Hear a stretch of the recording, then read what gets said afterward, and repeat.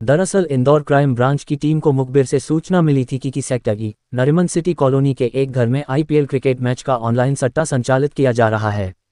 मुखबिर की सूचना पर क्राइम ब्रांच टीम मुखबिर के द्वारा बताए स्थान पर दबिश देकर एक व्यक्ति जो कि लैपटॉप और मोबाइल के माध्यम से आईपीएल का मैच ऑनलाइन का सट्टा संचालित कर रहा था। पुलिस द्वारा आरोपी को पकड़कर नाम पता पूछने पर अपना नाम अभय शर्मा लोकनायक नगर का होना बताया।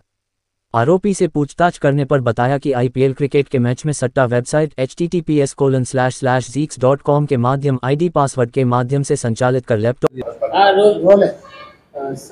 क्रिकेट सट्टा देख रहा हूं।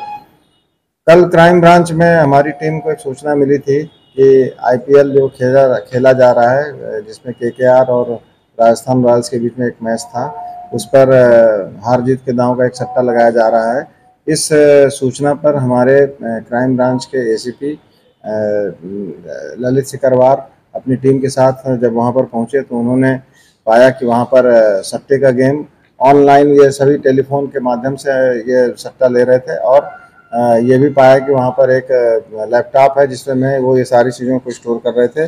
जो इनका मोडस ऑफ ऑपरेंडी था सट्टा खेलने का, उसके अनुसार ये 8 इनके पास मोबाइल थे जिनसे लगातार इनके पास में कॉल आ रहे थे सट्टा लगाने के।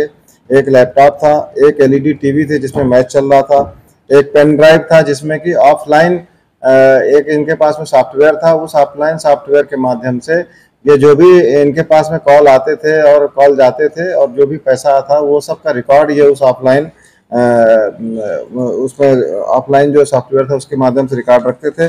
और जो आईडी यूज की जा रही थी वो gexchange.com के नाम से यूज की जा रही थी वेबसाइट। उसके आधार पर ये उस आईडी के माध्यम से ये सट्टा खिला रहे थे। अभी इसमें जिसको अरेस्ट किया है उसका नाम अभय शर्मा है। ये लोकनायक नगर इंदौर में रहता है और इसका ये खुद का मकान है।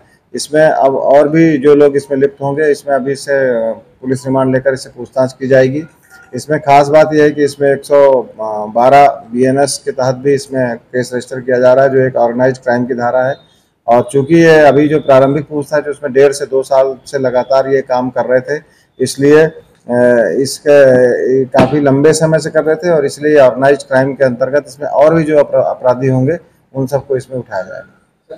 क्या पैसा मिला है क्योंकि ऑनलाइन के माध्यम से करते हैं, ट्रांजैक्शन भी सीधे बैंक अकाउंट्स में आते होंगे? इसमें ट्रांजैक्शन वो पेटीएम के माध्यम से और अन्य के माध्यम से ये ग्राहकों से पैसे लेते थे और कई बार ये उसको फिर ये एटीएम के माध्यम से इनकैश कर लेते थे। और ऑनलाइन डायरेक्ट ना होकर के इनके जो हिसाब रखे जाते थे वो एक पेन ड्राइव में ऑफलाइन एक सॉफ्टवेयर है, उसमें ये रखते थे कि इसमें कितना पैसा लिया और कितना इनको देना है। तो ये डायरेक्ट ऑनलाइन ना होकर ऑनलाइन और ऑफलाइन दोनों का मिक्सचर था ये। इसमें राशि लगभग करोड़ों रुपए का ट्रांजैक्शन है। इसमें करीबन 2 या 3 रजिस्टर मिले हैं जिसमें ये लोग एंट्री करते थे कि नाम, और उस नाम के बाद जो भी नाम होता था उसका ऑफलाइन में उसका हिसाब रखते थे कि इसने कब कितना पैसा दिया और कब कितना विड्रॉ किया। और ये लगातार जो अभी हमने प्रारंभिक तौर पे इसके रजिस्टर देखे हैं उसमें ये जैसे कोई बोलता है कि 93 पे 2 विकेट इतने ओवर में हो जाएंगे, अगर वो उतने रन बन जाते हैं या उससे अधिक बनते हैं तो उसको ग्राहक को फायदा होता है, और अगर उतने रन नहीं बनते हैं तो इनको जो सट्टा खिला रहा है उसके खाते में ये पैसे आ जाते हैं। तो इस तरीके का इनके मोडस ऑफ ऑपरेंडी है, या तो वो पैसे खाते में डालता है या फिर ऑफलाइन कैश देता है। तो इस तरह से इनका चलता है। प्रतिदिन इनको 1.5 से 2 लाख रुपए इनके पास आ रहे थे, ये भी जानकारी मिली है।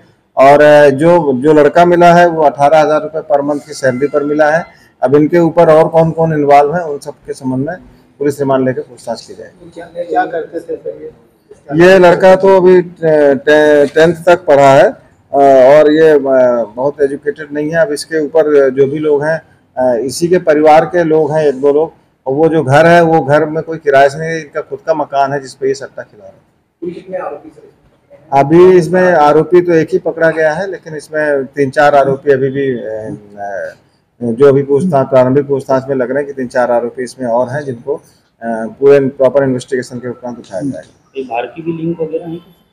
अभी बाहर का नहीं, इसमें एक्चुअल में क्या है, ये जो वेबसाइट है exchange.com, इसके बारे में जानकारी ली जाएगी कि वेबसाइट कहाँ से आई है, ये आईडी, ये जो सॉफ्टवेयर है ये कहाँ से लेकर के आया है, इस संबंध में पूछताछ की जाएगी, तब सही जानकारी। ग्राहक किस तरीके से